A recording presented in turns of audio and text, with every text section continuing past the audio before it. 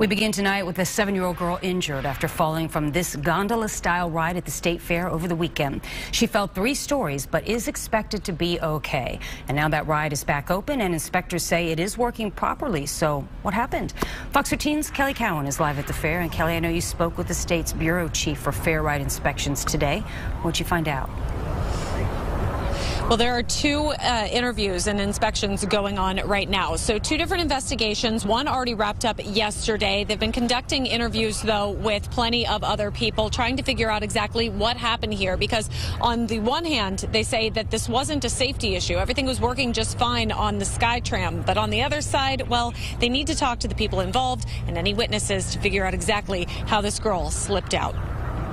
On Saturday, Alan Harrison got the kind of call anyone would dread. You know, when the phone's ringing in the middle of the night, for anybody, that's not a good sign. It was Florida State Fair operators reporting a 7-year-old girl had just fallen 30 to 40 feet from a ride. I was upset, worried, and about what happened. Amazingly, the child's injuries weren't serious, a potentially broken wrist.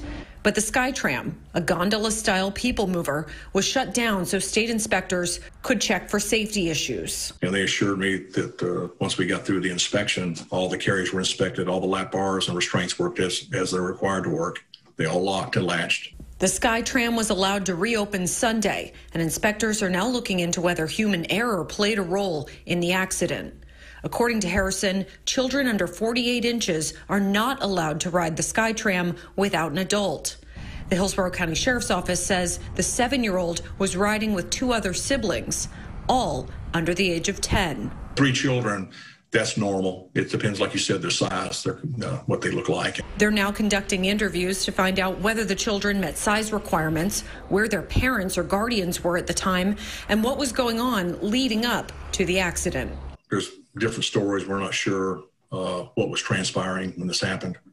So that's what we're going to try to get to the bottom of and find out how she came out, how she fell out, and what caused her to fall out. Harrison says he's just happy the girl will be okay because a drop from those heights could have been far worse than a broken wrist. Well, evidently, she fell into the grass.